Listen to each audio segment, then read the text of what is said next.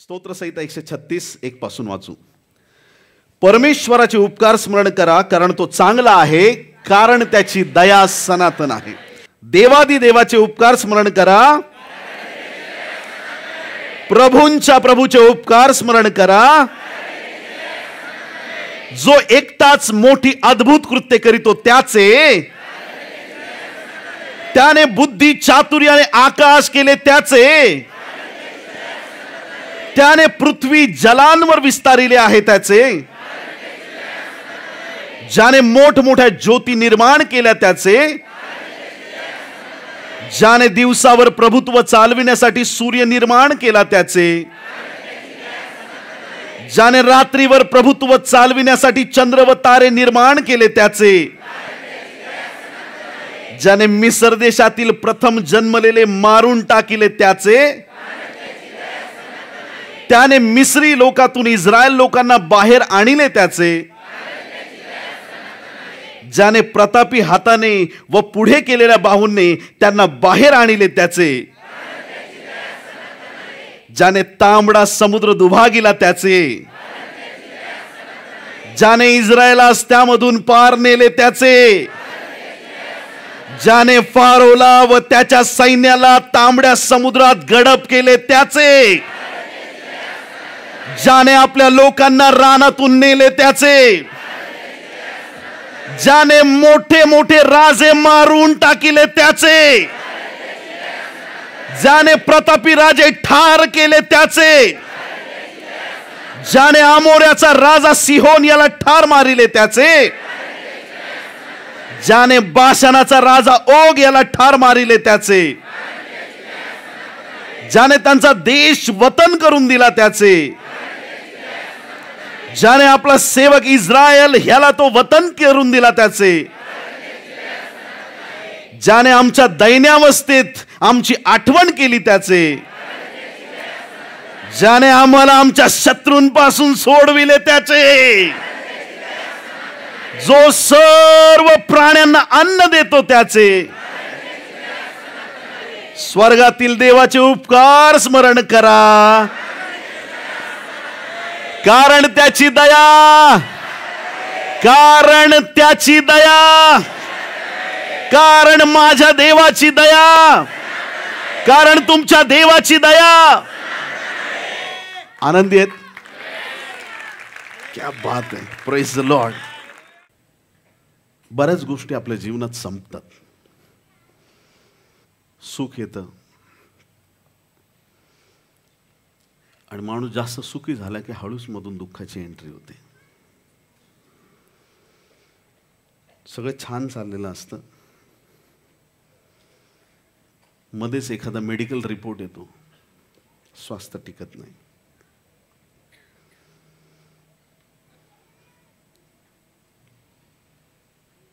बऱ्याच गोष्टी संपतात. जे प्रेमाचे प्रीतीचे वचन देणारे असतात, मी तुम्हाला कधी विसरणार नाही, मी तुम्हाला कधी सोडणार नाही.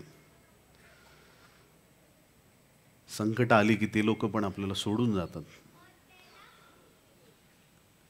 आणि प्रेमही संपतं. ज्या नात्यांना अटळ म्हटलं जातं जगात, कधी कधी ती नाती पण संपतात.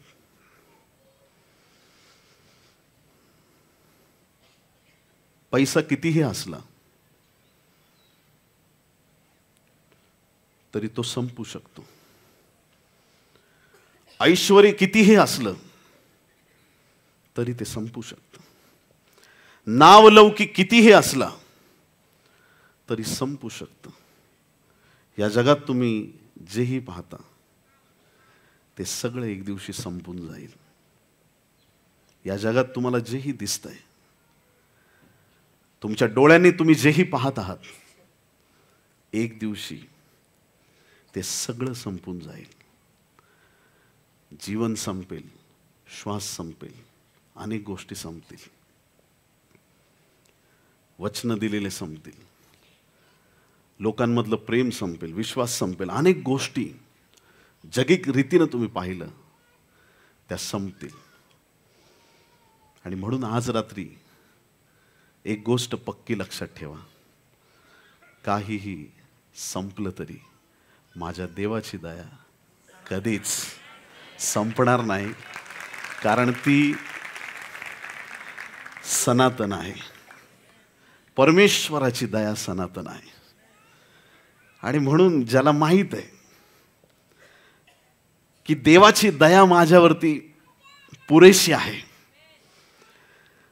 ज्याला माहित आहे की देव दया करणारा आहे, प्रभू येशूची माझ्यावरती कृपा आहे, तो माझ्यावर दया करणार आहे, संकट आले तरी तो माणूस सामर्थ्याने उभा राहतो. हालेलुया. कोविड आला त्यावेळेस खूप लोक भविष्यवाण्या करून मोकळे झाले, जग संपणार आहे. आणि आम्ही हसत होतो, जोपर्यंत माझ्या देवाचा शब्द पूर्ण होणार नाही, या जगाचा शेवट होणे नाही. प्रियांनो, जे डोक्यावरचं आकाश तुम्ही पाहत आहात, त्या आकाशातून एक दिवशी प्रभू येशू ख्रिस्त येणार आहे आणि त्याचं येणं फार समीप आहे. सगळ्या गोष्टी टळतील, संपतील, पण माझ्या देवाची दया संपणार नाही, कारण त्याची दया. आमेन. हालेलुया. तितलापत्र 3 अध्याय आणि 5वं वचन. तितलापत्र 3 अध्याय आणि 5वं वचन आपल्याला सांगतं, तेव्हा आपण केलेल्या नीतीच्या कृत्यांनी नव्हे. तेव्हा आपण केलेल्या नीतीच्या कृत्यांनी म्हणजे धार्मिकतेची जी कामं तुम्ही करता त्यांनी नव्हे, तर नव्या जन्माचे स्नान व पवित्र आत्म्याने केलेले नवीनीकरण यांच्याद्वारे त्याने आपल्या दयेनुसार आपल्याला तारले. कुणी आमीन म्हणायची हिंमत ठेवतं का? माझ्या धार्मिकतेने माझा उद्धार झालेला नाही, प्रभूच्या दयेने माझा उद्धार झालाय. हालेलुया. मी खूप चांगला आहे म्हणून माझा उद्धार झाला नाही, माझा देव चांगला आहे म्हणून तुम्हाला आणि मला उद्धाराचा, तारणाचा अनुभव आलेला आहे. परमेश्वराची दया निरंतरची, आणि त्याच्या दयेमुळे आमचं तारण झालेलं आहे. ही देवाची दया. दया म्हणजे काय? की जो व्यक्ती एखादी गोष्ट प्राप्तच करू शकत नाही, ज्याच्याकडे आहे तो त्याला ती गोष्ट देऊन त्याच्यावर दया करतो. स्वतः येशू तारण आहे प्रियांनो, आणि त्याच्या दयेमुळे ते तारण त्याने तुम्हाला आणि मला दिलेलं आहे. बिना दयेचं तारण शक्य नाही प्रियांनो. देवाची दया आपल्यावरती झाली की जी दया कधी संपत नाही. स्तोत्र 136 अध्याय आपण 1 ते 26 वचन सगळ्यांनी मिळून वाचली. ह्या स्तोत्राला यहुदी लोक द ग्रेट हालेल असं पण म्हणतात. एवढं म्हणजे स्तुतिपर स्तोत्र आहे. या स्तोत्रामध्ये पहिल्या 3 वचनात आणि 26व्या वचनात देवाचे आभार मानण्यात आलेले आहेत. 4थ्या वचनापासून 9व्या वचनापर्यंत देवाने संपूर्ण पृथ्वी, सूर्य, चंद्र, तारे कसे निर्माण केले त्याबद्दल देवाचा गौरव केलेला आहे. 10 ते 16 वचनामध्ये देवाने इस्रायल लोकांना मिस्री देशातून किंवा त्या फारोच्या तावडीतून कसं बाहेर आणलं याचं वर्णन करून देवाचे आभार मानलेले आहेत. 17 ते 22 वचनामध्ये परमेश्वराने त्यांना मिसर देशातून कनानमध्ये कसं पोहोचवलं याबद्दल देवाचे आभार मानलेले आहेत. आणि 23 ते 25 वचनामध्ये देव त्याच्या लोकांच्या गरजा कशा पूर्ण करतो ह्याबद्दल आभार मानलेले आहेत. हालेलुया. आता ही सगळी जी वचनं आहेत ती इस्रायल लोकांसाठी, की त्यांच्यासाठी देवाने काय केलं, परंतु देवाने आपल्यावर पण दया केलेली आहे. हालेलुया. आणि म्हणून आमच्या मुखामध्ये सतत देवाचं गौरव असलं पाहिजे. ज्याने आम्हाला आजारातून सोडवलं, ज्याने आमच्यावरती कृपा केली, आम्ही मरणार होतो पण ज्याने आम्हाला जीवन दिलं, त्या प्रभूचे आम्ही निरंतर आभार मानले पाहिजेत, कारण त्याची दया. आमेन. हालेलुया. देवाच्या प्रिय लोकांनो, कदाचित असं वाटतं बऱ्याचशा अभ्यासकांना, एजराच्या 3ऱ्या अध्यायाच्या 11 वचनात लिहिल्याप्रमाणे हे जे स्तोत्र आहे ते एजराच्या काळात लिहिलं असावं असं बहुतांशी अभ्यासकांचं मत आहे, आणि त्याबद्दल जास्त चान्सेस आहेत. प्रभूची स्तुती असो. विलापगीत याच्या 3ऱ्या अध्यायाच्या 22 आणि 23 वचनामध्ये बायबल सांगतं, विलापगीत 3रा अध्याय 22 आणि 23 वचन, आम्ही भस्म झालो नाही ही परमेश्वराची दया होय. आम्ही भस्म झालो नाही ही परमेश्वराची दया होय, कारण त्याच्या करुणेस खंड पडत नाही. ती रोज सकाळी नवी होते, तुझी सत्यता थोर आहे. रोज देवाची दया, देवाची करुणा आमच्या जीवनावरती होत राहते आणि त्याच्या करुणेत कधी खंड पडत नाही. देव सनातन आहे, त्याची दया पण सनातन आहे. हालेलुया. काही लोक मध्येच श्रीमंत होतात, मध्येच गरीब होतात. पुण्यातले लोक चांगलेच स्थिर असतात नेहमी, पण बहुतांशी ठिकाणी असं पाहायला मिळतं की परिस्थिती बदलते. शहाणे म्हणवणारे पण कधी कधी वेड्यासारखं वागून जातात, सांगता येत नाही. असं कधी घडतं. न्यूटन नावाचा सायंटिस्ट खूप मोठा माणूस होता. एका खोलीत बसून अभ्यास करायचा आणि ना त्यांनी मांजर पाळली होती, मांजरीला झाली होती पिलं. ऐकताय का तुम्ही? आता न्यूटननी काय केलं की अभ्यास करताना ती मांजर नुसती म्याव म्याव करून नुसतं दारावरती पंजा मारायची, त्याला डिस्टर्ब व्हायचं. मग न्यूटननी काय केलं माहिती आहे का? भिंतीला 2 होल मारले. एक मोठं होल मांजरीसाठी आणि एक छोटं होल. तुमच्यापैकी कोणी भेटलं होतं का त्यांना? बरं, 2 होल त्याने तयार केले यासाठी की मांजरीला येता जाता येऊन त्याच्या अभ्यासात डिस्टर्ब होऊ नये. आणि नंतर न्यूटनला एक लक्षात आलं, ते मोठं होल होतं ना जिथून मांजर यायची, बाकीची रेल्वे गाडी तिथूनच यायची, पिलं वगैरे सगळी. म्हणजे कधी कधी ज्ञानी लोकांना पण ज्ञान कमी पडते. समजतं आपल्याला? देवाच्या प्रिय लोकांनो, जग बदलतं, जगातल्या गोष्टी बदलत राहतात, पण एक असा परमेश्वर स्वर्गात विराजमान आहे, तो काल आज आणि युगानुयुग एकसारखा आहे. तुम्ही बेधडक त्याच्यावरती भरोसा टाकू शकता. तुम्ही आपला सगळा विश्वास त्याच्यावरती टाकू शकता. लोक तुम्हाला खाली बघायला लावतील, पण तुमचा देव तुमची नजर कधी खाली पडू देणार नाही. ज्या देवाने तुम्हाला धुळीतून उचललेला आहे, ज्या देवाने तुम्हाला अधिपतींच्या बरोबर नेऊन बसवलेला आहे, ज्या देवाने तुमच्यावर दया केलेली आहे, तो देव परमेश्वर कधीही तुम्हाला निराश होऊ देणार नाही. तो तुमच्या प्रार्थनांची उत्तरं देणारा देव आहे. तो तुमच्यावरती दया करणारा देव आहे. तो तुम्हाला दया आणि करुणा यांचा मुकुट घालणारा देव आहे. तुमच्या आजारात तुम्हाला कोणी भेटायला येणार नाही, पण मी विश्वासाने सांगतो, तुमचा प्रभू तुमच्या बरोबर राहणार आहे. प्रत्येक परिस्थितीमध्ये तुमचा देव तुमच्या भेटीला येणार आहे. हे प्रभू येशू ख्रिस्ताचं सामर्थ्य आहे प्रियांनो, की तो त्याच्या लोकांना कधीही सोडत नाही. तो उधळ्या पुत्र, बापाचा मुलगा होता आणि तो आपल्या बापाचा धाकटा मुलगा होता. आता ती काय उधळ्या पुत्राची पूर्ण स्टोरी नाही सांगणार, पण एकच प्रश्न विचारतो मी तुम्हाला. ज्या वेळेस हा मुलगा बापाच्या घरी होता तेव्हा तो कोण होता? त्या बापाचा मुलगा होता. आता हा मुलगा बापाच्या विरोधात गेला आणि सगळा आपला वाटा मागितला, तरी तो त्या बापाचा कोण आहे? दूर देशी निघून गेला, पैसा सगळा उडवला, तरी तो बापाचा कोण आहे? संपत्ती संपली त्याची, तरी तो कोण आहे? टुकरा पुढच्या शेंगा खायची इच्छा झाली. कोणाला काय कधी इच्छा होईल सांगता येत नाही. त्याची इच्छा झाली, पैसेच नाही तर काय करावं. आणि ती इच्छा त्याची झाल्यानंतर पण तो कोण आहे? त्या बापाचा. याचा अर्थ आम्ही कुठेही असलो तरी त्या बापाची मुलंच आहेत की नाही? हालेलुया. लोकांना असं चर्च बद्दल एक गैरसमज झालाय.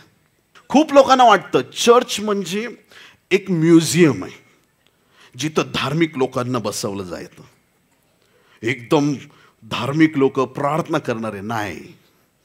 इथं कोणी या, परमेश्वर त्याला धार्मिक बनवणार आहे. हालेलुया.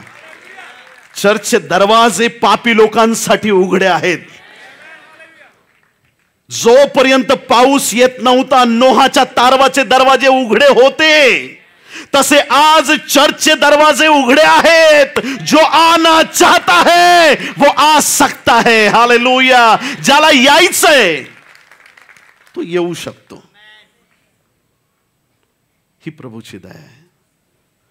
देवाच्या प्रिय संतगणांनो, आज प्रभूने सगळ्यांना संधी दिलेली आहे.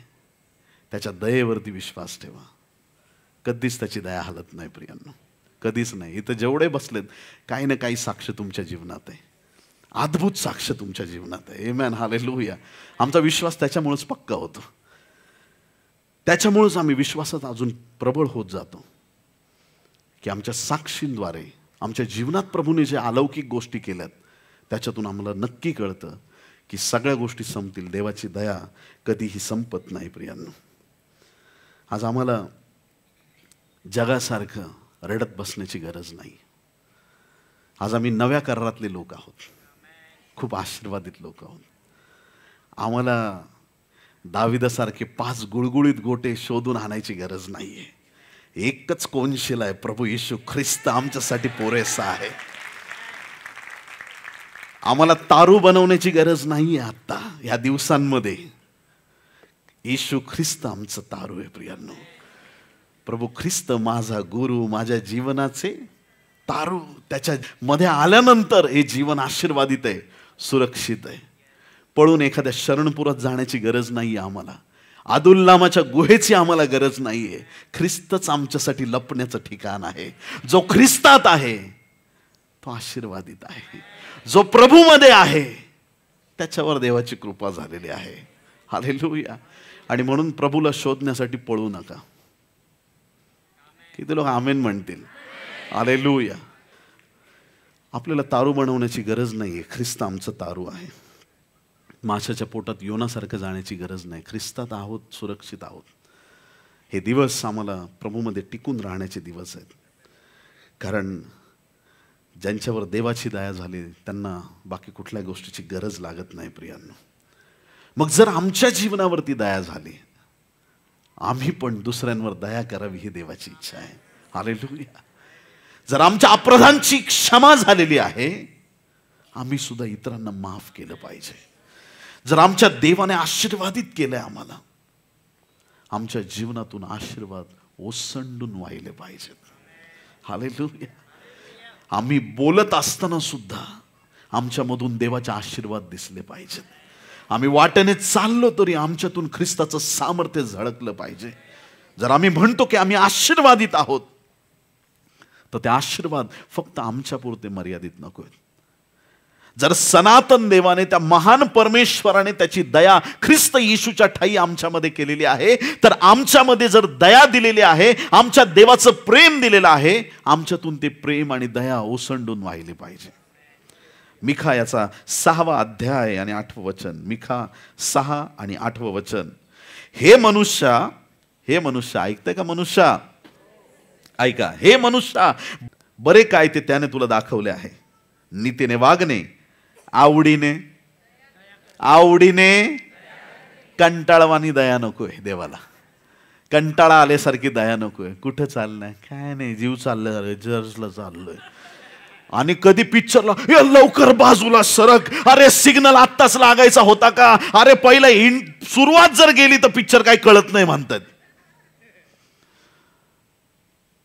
काही ठिकाणी मनुष्य खूप धांदलीने जातो. प्रभू करो आज नंतर चर्चला जाताना तुमची घाई हो. आज नंतर तुम्ही चर्चमध्ये वेळेवर जाओ. मी देवाकडे प्रार्थना करत आहे, वेळेच्या आधी तुम्ही चर्चमध्ये पोहोचावं. आमेन. हालेलुया. जो तुम्ही चर्चचा वेळ दिलेला आहे, त्या वेळेत आम्ही चर्चमध्ये हजर राहिलं पाहिजे. कोणी असो नसो, आमचा प्रभू तिथं आहे. हालेलुया. प्रभूला धन्यवाद. देवाच्या प्रिय लोकांना उत्कट झालं पाहिजे देवासाठी. आवडीने दया करायला सांगितली, जबरदस्तीने नाही, चेहरे उतरवून नाही, दिखाव्यासाठी नाही, आवडीने अगदी मनापासून दया करायला सांगितली आहे. व आपल्या देवासमागमे राहून नम्रपणाने चालणे. ह्या वाचून परमेश्वर तुझ्याजवळ काय मागतो? काही नाही मागत. आवडीने दया कर प्रभू म्हणतो. मत्तई याचा 5वा अध्याय आणि 7व्या वचनामध्ये धन्यवादाबद्दल इथं सांगितलं. आणि 5:7 मध्ये बायबल सांगतं, जे दयाळू ते धन्य, कारण त्यांच्यावर दया होईल. आम्ही दया दाखवणं पण गरजेचं आहे. जर आपल्याला विश्वास आहे की देवाने आमच्यावरती दया केलेली आहे, आम्ही अयोग्य आणि अपात्र असताना, कुठल्याही प्रकारची लायकी देवापुढे येण्याची नसताना, ख्रिस्त येशूच्या रक्ताने आम्हाला योग्यतेचं ठरवलं. जर आमच्यावरती दया झालेली आहे, तर आम्ही पण दया करणारं बनलं पाहिजे. इतरांवरती प्रेम करणारं, दया दाखवणारं आम्ही बनावं. म्हणजे योग्य समयी आमच्यावरती दया होईल. 1912 साली 1912 एक जहाज अशा पद्धतीने इंग्लंडवरून अमेरिकेला निघालं होतं. आणि ज्यांनी जहाज बनवलं होतं त्यांनी लोकांना चॅलेंज केलं, देवाला जरी वाटलं तरी माझं जहाज बुडू शकत नाही.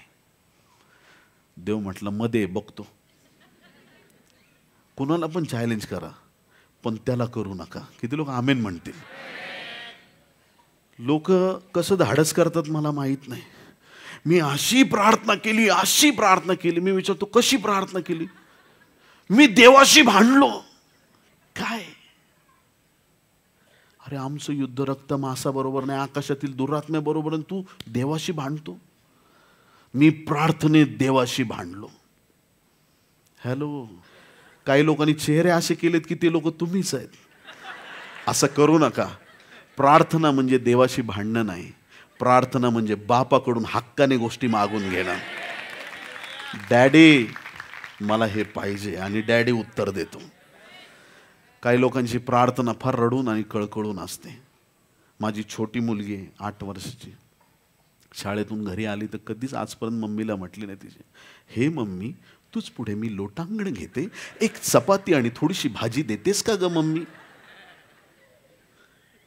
बॉस आहे ती, घरात आली की लगेच लांबूनच ओरडत, हे मम्मी जेवण वाटतं.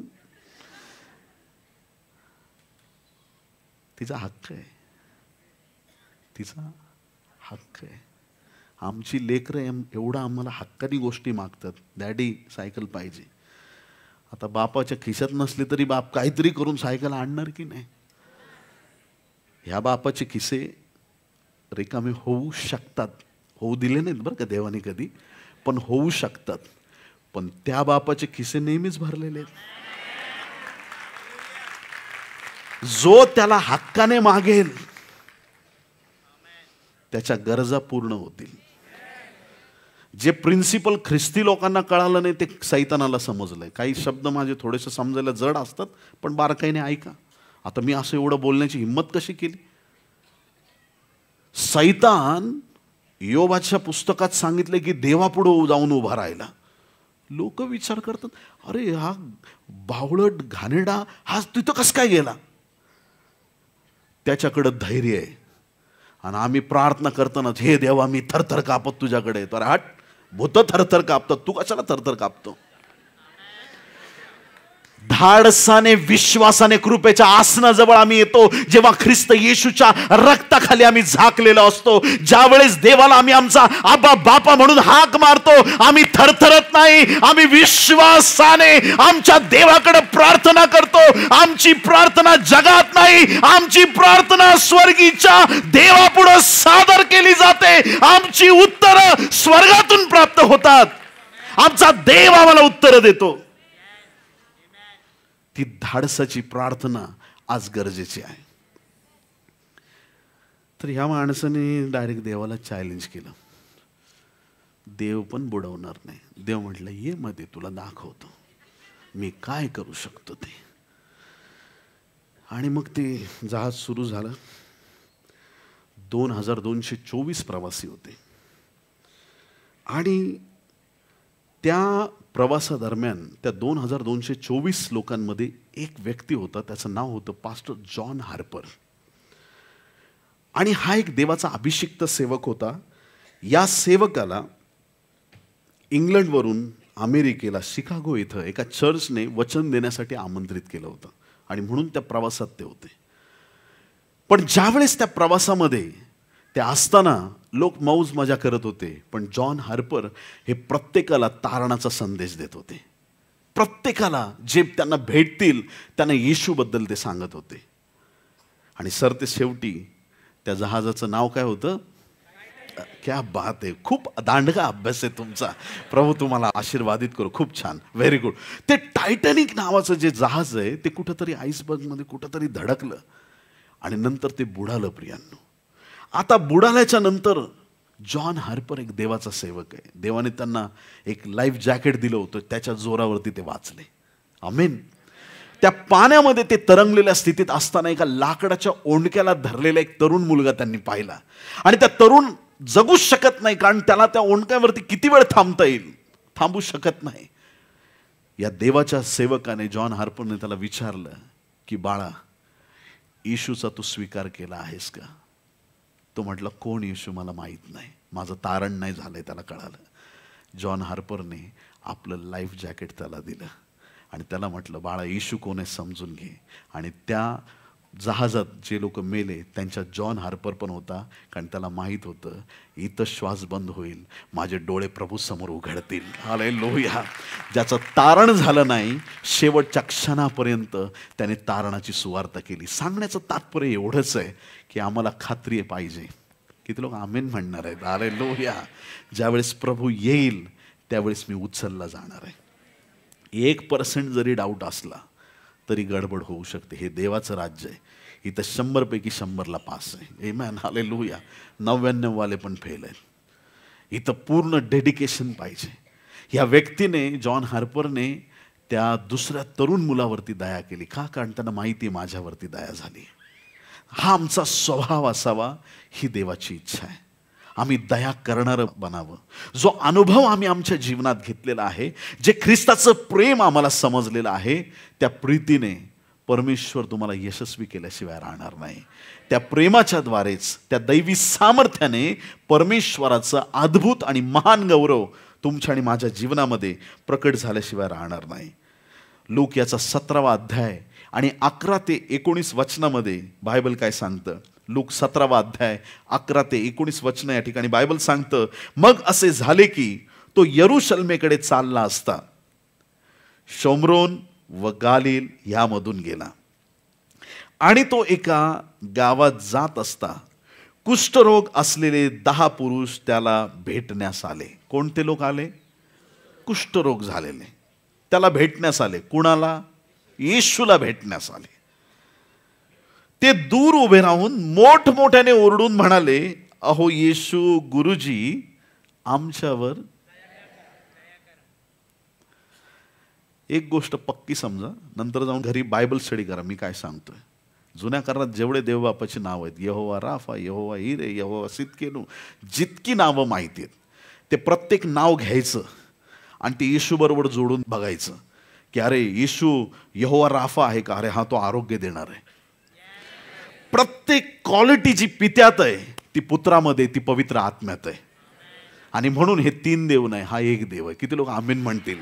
देव जो बाप, देव जो पुत्र, देव जो पवित्र आत्मा, एक परमेश्वर आहे. जर देव दया करणार आहे, पुत्र पण तीच दया दाखवतो आणि पवित्र आत्मा पण तीच दया दाखवतो. किती लोक आमीन म्हणतील? या कुष्ठरोगांचं शरीर विचित्र झालेलं आहे आणि ते दिवस असे होते की त्यांना गावातून बाहेर हाकललेल्या स्थितीमध्ये होते. एखाद्या घरात एखादा व्यक्ती खूप आनंदाने जीवन जगतोय, अचानक कळालं अरे माझ्या अंगावरती काहीतरी डाग आलाय, माहित नाही काय झालं असेल. मुलं म्हणतील, डॅडी पहिले चेक करून घ्या, याजकाकडे जा, पहिले स्वतःला तपासून पहा. तो गेला, याजक लगेच चेक करणार. अरे इथं नाही थांबू शकत आपण. का? तुला कुष्ठरोग, तू बाहेर व्हा आधी. अहो पण माझी फॅमिली नाही, सगळे बाहेर व्हा. असे एक एक करून सगळ्यांना गावाच्या बाहेर हाकललं होतं. आधी एक व्यक्ती असेल, एकटाच फिरत असेल, दुसरा आला, तुला काय झालंय? मला पण. क्या बात आहे. Birds with same feather sit together असं म्हणतात. कावळ्याच्या पंक्तीत सगळे कावळेच. Praise the Lord. हालेलुया. प्रभूची स्तुती असो. देवाच्या प्रिय लोकांनो, हे सगळे लोक एकमेकांशी जोडले गेले कारण त्यांचं दुःख एकसारखं होतं. आजारामुळं समाजाने त्यांना टाकलं होतं. कुणीच व्यक्ती त्यांना जवळ करू शकत नाही. त्यांनी येऊन स्पर्श केला की त्याला धोंडमार केलाच समजायचा, बोलायचं नाही. त्या कुष्ठरोग्यांना कुठून चाहूल लागली. आज या वाटेने जगाचा उद्धारक जाणार आहे. आज माझा चान्स आहे. हालेलुया. आज माझी वेळ आहे प्रभूला हाक मारण्याची. हालेलुया. जर मला कुणी बरं करू शकत नाही, पण मला बरं करण्याचं सामर्थ्य प्रभू येशू ख्रिस्ताकडे आहे. आज मी जगाला हाका मारल्यात, पण माझ्या घरच्या लोकांनी मला सोडलंय. माझे नातेवाईक या वाटेने जातात, पण कोणी माझ्याशी बोलत नाही कारण मी आजारात आहे. पण एक आहे जो माझी प्रार्थना ऐकणार आहे, तो येशू या वाटेने चाललेला आहे. या 10 कुष्ठरोग्यांनी मोठ्या आवाजात प्रभूला हाक मारायला सुरुवात केली आणि सगळे 10च्या 10 ओरडून म्हणू लागले, अहो येशू गुरुजी, आमच्यावर दया करा. ते ओरडत राहिले, ते ओरडत राहिले, ओरडत राहिले, अहो येशू गुरुजी आमच्यावर दया करा. सगळ्यांनी म्हणा, अहो येशू गुरुजी आमच्यावर दया करा. क्या बात आहे. त्याने त्यांना पाहून म्हटले, तुम्ही जाऊन स्वतःच याजकांना दाखवा. ज्या याजकांनी तुम्हाला रोगी ठरवलंय ना, परत त्यांच्याकडे जाय. ऍक्च्युली येशूची ही स्टाईल आहे प्रियांनो. जिथं तुम्ही अपयशी झालात तो तुम्हाला परत तिथंच घेऊन येतो. जे लेकरं एखाद्या विषयात फेल झालेत, मी त्यांच्याशी बोलतोय. माझा देव त्याच विषयात तुम्हाला टॉपर करणार आहे. ज्या बिझनेसमध्ये तुम्ही फेल्युअर पाहिलंय, त्या बिझनेसमध्ये परमेश्वर तुम्हाला अव्वल दर्जावरती नेणार आहे. ज्या ठिकाणी तुम्ही अपयशी होते, तिथंच देव तुम्हाला यशस्वी करणार आहे. पेत्र नावाचा एक व्यक्ती, तरुण मुलगा, सारखं रात्रभर जाळं टाकत राहिला आणि प्रत्येक मासा म्हणायचं, मी नाही येत, तू एकटाच जा. तो जाळं टाकत राहिला. जाळं इकडं टाकलं की मासे सगळे तिकडं पळून जायचे, तिकडं जाळं टाकलं की मासे सगळे इकडे पळून जायचे. एकही मासा आला नाही. दुसऱ्या दिवशी जसं म्हणजे पूर्ण ती रात्र गेली आणि सकाळ झाली, पेत्र आणि काही त्याचे साथीदार जाळी दूध बसलेत. डिस्कशन चाललं असेल, काय झालं काय माहित, कोणाचं तोंड बघितलं, एक मासा भेटला नाही.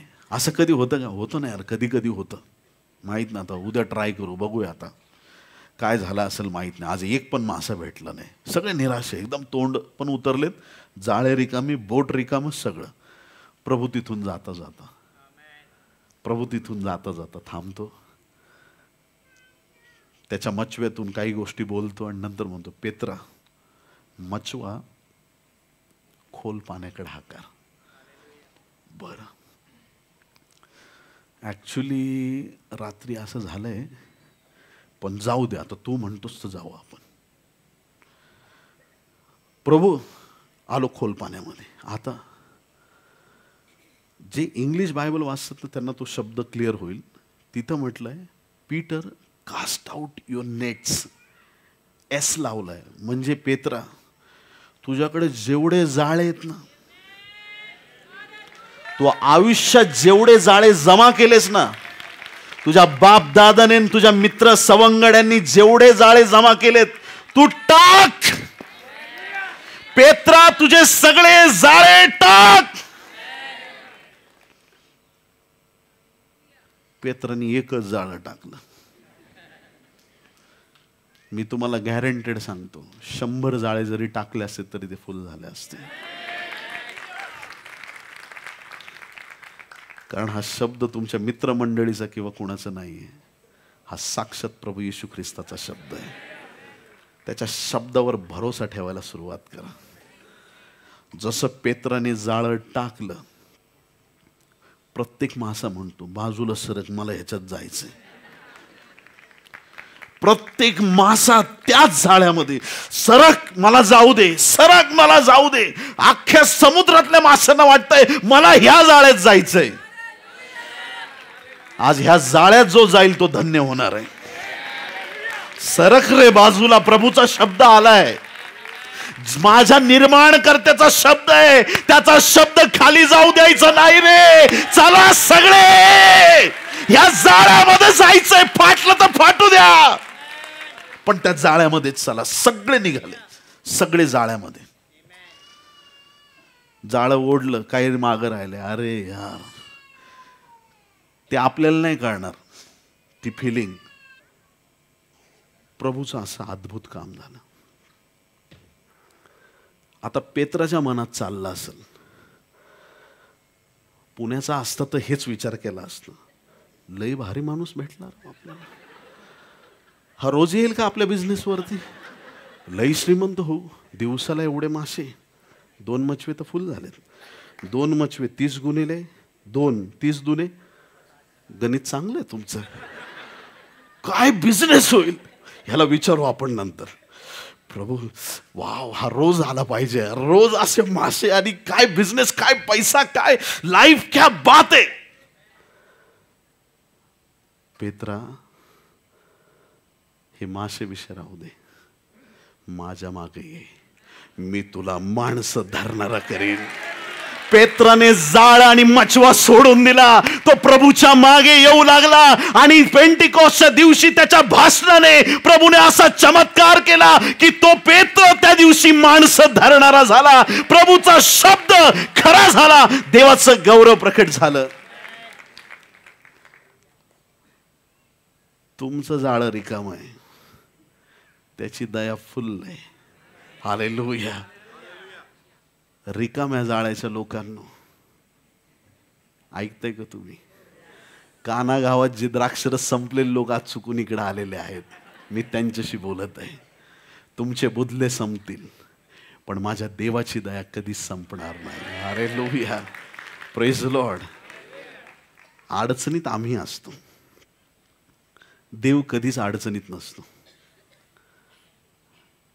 देव कधीच, येशूला कधीच अडचण नसते. प्रॉब्लेम आमच्यासाठी, आम्ही मानव आहोत. देव कधीच अडचणीत नसतो. हालेलुया. तो पाऊस थांबवू शकतो, तो अद्भुत काम करू शकतो, जे त्याला वाटेल तो करतो. परमेश्वर कधी तणावात, टेन्शनमध्ये राहत नाही प्रियांनो. हालेलुया. सर्व गोष्टी त्याला साथ देत. त्या देवाच्या चरणी तुम्ही आणि मी आलेला आहोत. त्याची दया कधीच संपत नाही, ती सनातन आहे. ह्या 10 कुष्ठरोग्यांना ते कळालं. त्यांना माहीत होतं की हा दया करणारा आहे, याच्या ठाई आरोग्य आहे. आणि ज्यावेळेस त्यांनी तो शब्द स्वीकारला, स्वतः जाऊन याजकाकडे दाखवा. काय म्हणतोस मित्रा? प्रभूने सांगितलं, अरे चल जाऊ याजकांना दाखवायला. जसं पाऊल त्यांनी उचललं आणि चालायला लागले. कुष्ठरोगाने हात बंद झाले होते, हात उघडले. अरे माझे हात छान झाले, अरे माझं नाक कसं झालंय, अरे माझा चेहरा बदललाय, मला नवीन कान आले, मला नवीन हात पाय आले, अरे मी बरा झालोय, अरे मी बरा झालोय, अरे मी बरा झालोय. अरे तू किती हँडसम आहेस यार. आजपर्यंत एवढं हँडसम कधीच वाटलं नाही. प्रभूला भेटलं लोक छान दिसायला लागतात. हालेलुया. Praise the Lord. कसे असो, तुमचा रंग कोणताही असो, तुम्ही कसे असा, ख्रिस्तात आल्यानंतर लोक सुंदर व्हायला लागतात प्रियांनो. हालेलुया. प्रभूच्या ठाई असलेलं सौंदर्य आमच्या जीवनात उतरतं आणि मनुष्य देवावरती प्रेम करायला लागतो. 10च्या 10 बरे झाले. आता काय समोरच याजक आहे, आता जाऊया आपण बरे झालोय, दाखवू त्यांना. त्यातले एक जण म्हटला, नाही मला परत जायचंय. याजकाला दाखवून नंतर जा त्याच्या मागे. त्याला कळालं की हाच मुख्य याजक आहे अख्ख्या जगाचा. त्याला ते रिव्हिलेशन आला आणि डायरेक्ट प्रभूच्या जवळ गुडघे टेकले. आता प्रभूचा एकच प्रश्न आहे, बाकीचे 9 कुठे आहेत? तूच बोलला ना याजकाकडे जा. गेले ते याजकाकडे. खूप लोक प्रभूचं नाव घेतात, रिव्हिलेशन फार कमी लोकांना आहे. रिव्हिलेशन फार कमी लोकांना आहे. रिव्हिलेशन म्हणजे प्रकाशन. देव कोण आहे, येशूचं रक्त काय करतं, येशू तारण कसं देतो. आणि ज्याला ख्रिस्त कळाला प्रियांनो, आहा, त्याचं जीवन आशीर्वादित आहे. तो कधीच निराशेत राहणार नाही. संकट असे आले तर लगेच तो स्माइल देतो. आलास, ये, पाय तयार आहे माझा, ये मेरा लात आपका वेट कर रहा है, आ जाओ. प्रॉब्लेमचा तो फुटबॉल करतो, त्याला भीती नाही वाटत. कसल्या धमक्यांना, अडचणींना, दुःख, तणाव, आजारांची त्याला भीती वाटत नाही. त्याला माहिती माझा प्रभू जिवंत आहे आणि त्याची दया सनातन आहे. काही संपेल पण माझ्या देवाची दया संपणार नाही. या 10 कुष्ठरोग्यांना माहीत होतं की प्रभूची दया सनातन आहे. त्यांनी प्रभूला हाक मारली आणि प्रभूने त्यांच्यावर अशी दया केली, 10च्या 10 बरे झाले. परमेश्वर कधीच पार्सलिटी करत नाही. माडीवरच्या खोलीत 120 जण होते. असं नाही झालं पेत्रावरती खूपच फायर उतरलाय, माझ्यावर जरा कमी उतरलाय. इकडचे 10 जण तसेच राहिले. तुम्हाला नाही मिळालं पवित्र आत्मा? नाही यार, त्या बाजूला खूपच जास्त उतरलाय. 120च्या 120 जण माडीवरच्या खोलीमध्ये पवित्र आत्म्याच्या सामर्थ्याने ते भरले. सगळे नवनव्या भाषा बोलू लागले. देवाच्या आत्म्याचं सामर्थ्य उतरलं. मग धाडस करून एक गोष्ट मी बोलूच शकतो आज रात्री, तुमच्यातला एक काही आज रिकाम्या हाताने जाणार नाही. जेवढे आहेत तेवढे प्रभूचा स्पर्श घेऊन जाणारच, प्रभूचं सामर्थ्य मिळणारच, प्रभूचं अलौकिक कार्य तुम्ही पाहणारच, कारण त्याची दया. इब्री लोकासपत्र 4 अध्याय आणि 16 वचन, इब्री 4 आणि 16 मध्ये बायबल सांगतं, तर मग आपल्यावर दया व्हावी आणि ऐन वेळी सहाय्यासाठी कृपा मिळावी म्हणून आपण धैर्याने कृपेच्या राजासनाजवळ जाऊ. कसं? धैर्याने कृपेच्या राजासनाजवळ, थरथरत नाही. आता आम्ही येशूच्या रक्ताने धुतले गेलेले लोक आहोत. त्याच्या मोलमान रक्ताने आम्हाला विकत घेतलेलं आहे. मला मान्य आहे, मी 100% तुमच्याबरोबर ॲग्री आहे. 100% मी बोलतो की ही गोष्ट खरी आहे की आमची लायकी आणि पात्रता नव्हती. आम्ही परराष्ट्रीय आहोत, आम्ही इस्रायली नाही, परंतु त्याच्यामध्ये आता कलम केलेले आहोत. ख्रिस्ताचे नसताना ख्रिस्ताबरोबर जोडले गेलेलो आहोत. ख्रिस्ताच्या मूल्यवान रक्ताने आम्हाला पित्याबरोबर एक केलेलं आहे. आमची योग्यता नसताना देवाने आम्हाला योग्यतेचं बनवलेलं आहे. मग आज आम्ही धाडसाने, हिमतीने त्या कृपेच्या आसनाजवळ आलं पाहिजे, म्हणजे आमच्यावरती दया होईल. प्रियानो, आज आमच्यावरती ती देवाची कृपा होईल. ही देवाची दया निरंतर टिकणारी आहे. एक दिवस होता, एक दिवस नाही, एक रात्र होती. 8 नोव्हेंबर 2016. याद आ रहा है कुछ आपको? 8 नोव्हेंबर 2016 रात्री 8 वाजता मोदी साहेब टीव्हीवरती आले आणि त्यांनी खूप सुंदर घोषणा केली. ते 500 आणि 1000 बंद. आता ज्यांच्याकडे भरपूर बंडल होते, काय बंडल बाजू लोक असतात भरपूर बंडल जमा करणारे, म्हणजे चुकीच्या मार्गाने, चांगल्या मार्गाने भरपूर बंडल जमा करा, हालेलुया. पण काही लोकांनी बिनकामाच्या मार्गाने, चुकीच्या मार्गाने बंडलच्या बंडल जमा केले, त्यांची शांती भंग झाली आणि ते लोक सैरा वैरा झाले एकदम. आता करायचं काय? आता ज्याच्याकडे नोटा होत्या थोड्याफार, ते लोक काय करायचे? दुकानात गेले ना, भाई ये दो ना, नोट नहीं लूंगा. ज्या नोटेसाठी लोक मरत होते, हॅलो, ज्या 1000 आणि 500च्या नोटा लोकांना स्वप्नात दिसायच्या, कब मिलेगा मुझे, इतके फोटो जमा केले लोकांनी गांधीजींचे त्याच्या आधी. आणि त्याच्यानंतर लोक म्हणतात नाही, ही नोट नको मला, दुसरी द्या, कोणती पण द्या, पण ह्या 2 नोटा नकोत मला, कारण आता एंड जवळ आलेले आहे, नोटा एकदम बंद होणार आहेत मार्केटमधून, आम्हाला नको. ज्या गोष्टीविषयी माणसाला खूप हाव होती ती हाव संपली. ज्या गोष्टीवर तुम्ही खूप प्रेम केलं ह्या जगामध्ये ना, एक दिवशी ते सगळं प्रेम संपेल, गॅरंटेड सांगतो. आणि म्हणून ज्या मटेरियलिस्टिक गोष्टी आहेत ना, त्याच्यावर फार प्रेम करू नका. किती लोक आमेन म्हणतील? माझं घर, माझी गाडी, अरे हट येड्या. अरे लोक असं गाडीला असा हात लावू देत नाहीत. एखादी वस्तू त्यांची आवडती असली की लांब हो, लांब हो, दुरून पहा, स्पर्श करू नको. ह्या ज्या गोष्टी आहेत ना, संपत्ती किंवा ह्या गोष्टी, ह्या भरपूर प्राप्त करा, पण ना त्या गोष्टींसाठी वेडे होऊ नका. हालेलुया. एक ट्रू गॉस्पल आहे, एक खरी सुवार्ता मी तुम्हाला सांगतोय. मी म्हणत नाही तुम्ही गरीब राहा, प्रभू तुम्हाला असं ऐश्वर्य देव, ईडीवाले तुमच्या मागं लागो, इतका पैसा.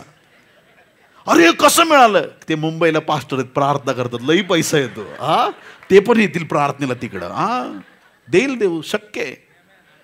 पण स्वाभिमान पैशाचा, घोड्याचा, रथाचा नाही. स्वाभिमान माझ्या स्वर्गीय देवाचा. हालेलुया. कुणी रथाची, कुणी घोड्याची प्रशंसा करतील, पण आम्ही तर आमच्या देवाची प्रशंसा करू, त्याचे गुणगान गाऊ. हे आमचं जीवन असावं. आमचा अभिमान, आमचा गर्व ह्या जगिक गोष्टीत नसावा. तुमच्या शिक्षणाचा तुम्हाला गर्व नसावा. किती लोक आमेन म्हणतील? तुम्ही कितीही हुशार असले, कितीही मोठी पदवी घेतली, कुठलेही शिक्षण घेतलं, तरी ते ह्या जगामध्ये आहे. उद्या तुम्ही स्वर्गात उभे राहणार नाही. हे बघ परमेश्वरा, LLB करून आलेलो आहे. हे बघ परमेश्वरा, मी MBBS आहे. हे बघ माझ्या स्वर्गीय बापा, आजच माझा MCOMचा रिझल्ट आलेला आहे. प्रभू म्हणाल, सिंहासनाच्या बाजूला आग पेटलेली आहे,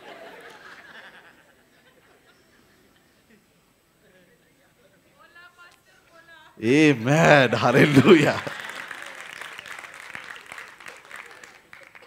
तुमची डिग्री ह्या जगासाठी, तुमचं वैभव, तुमची मोठी घरं ह्या जगासाठी आहेत. तुमचं या जगात कितीही सुंदर घर असो, पण त्याच्यापेक्षा सुंदर घर वर तुमची वाट पाहत आहे. स्वर्गातलं पारितोषिक खूप मोठं आहे प्रियांनो.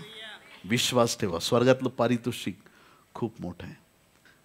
ह्या जगात तुमची घरं छोटी असली तरी चालतील, पण स्वर्गात तुमच्यासाठी राजवाड्याने महाल आहेत.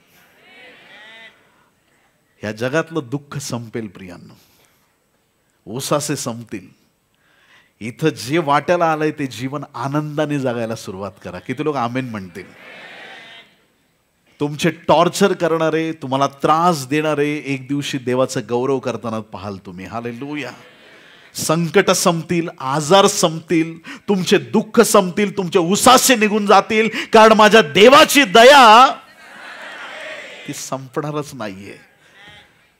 प्रॉब्लेम संपतील, अडचणी संपतील, सगळ्या गोष्टी निघून जातील. तो एक अतूट विश्वास प्रभूवरती ठेवणं गरजेचं आहे. प्रत्येक परिस्थितीमध्ये सर्व परिस्थिती बदलण्याचं सामर्थ्य त्या जिवंत देवाकडे आहे. कानागावचा द्राक्षरस संपला, पण परमेश्वराची दया संपली नाही प्रियांनो. हालेलुया. प्रभू तिथं होता, प्रभू तिथं होता. एकाच घरात दोन प्रकारचे भांडे होते.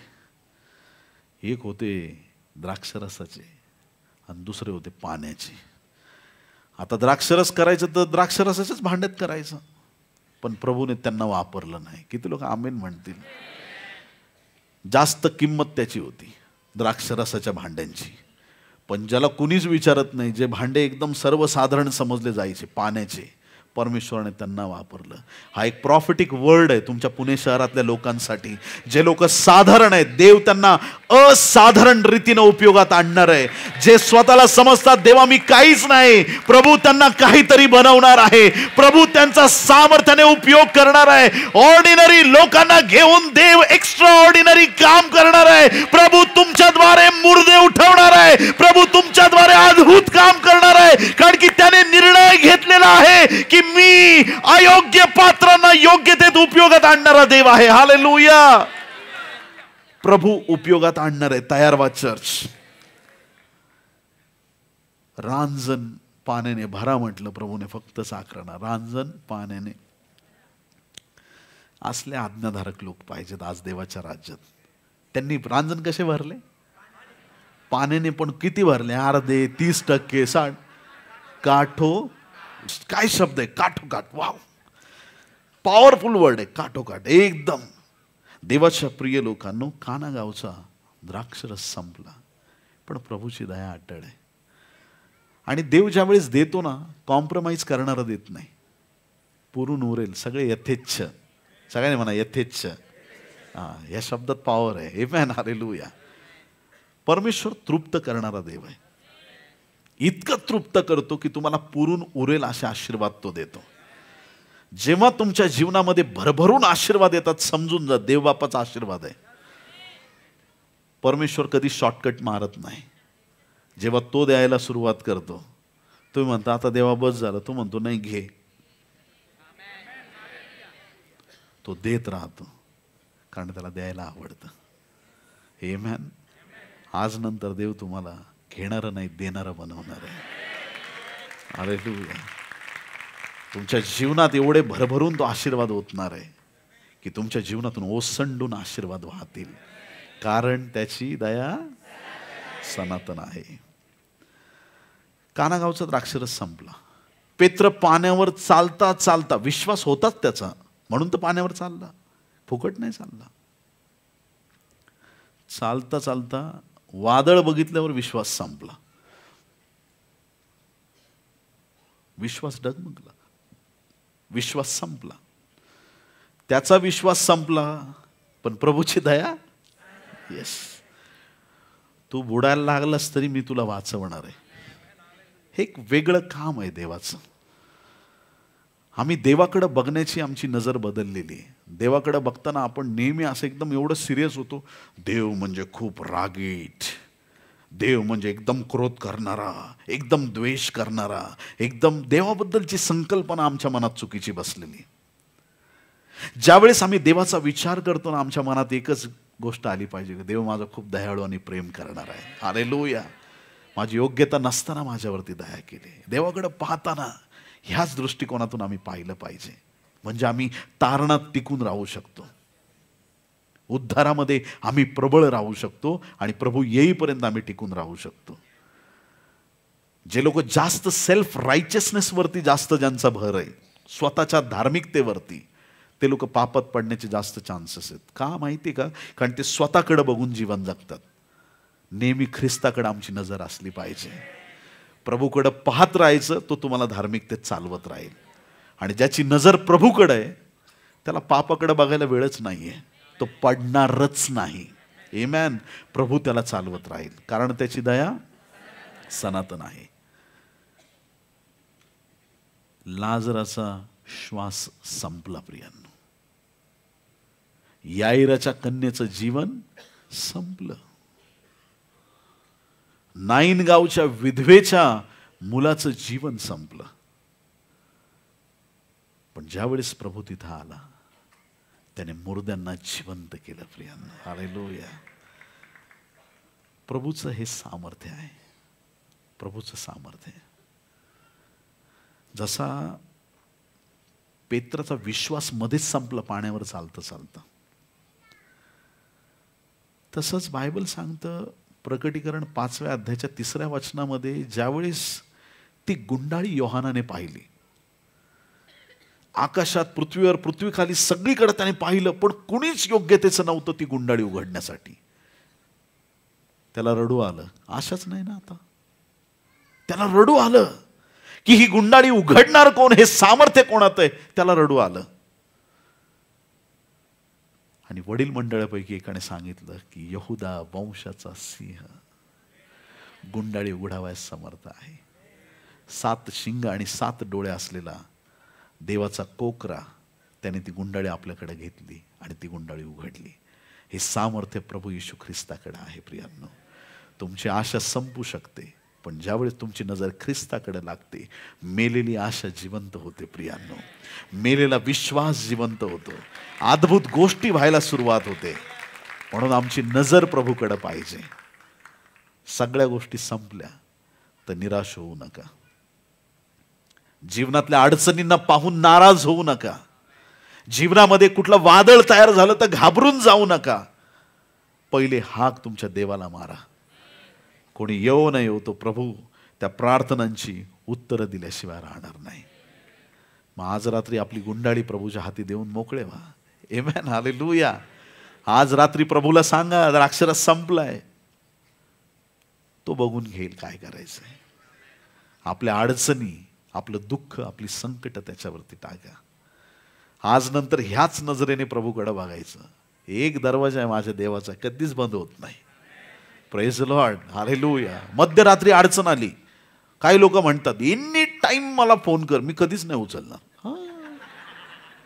असत काही लोक, एनी टाइम मी आहे ना तुझ्यासाठी, मी आहे. मध्यरात्री 2ला अडचण आली, फोन करतोय. आता काय करू, दमून गेलो होतो, झोपलो मी, सायलेंटवर होता फोन, नाही लागला. किती वाजलेलं असू द्या, गुडघ्यावर या आणि प्रभूकडे नजर लावा. ती मध्यरात्र असो, दिवस असो, काही असो, स्वर्गातून तुमचं उत्तर आल्याशिवाय राहणार नाही. तो तुमच्या प्रार्थनांची उत्तरं देणारा देव आहे. माणसांची दया संपू शकते, पण देवाची दया कधी संपत नाही प्रियांनो. हालेलुया. तो सनातन दया करणारा देव आहे.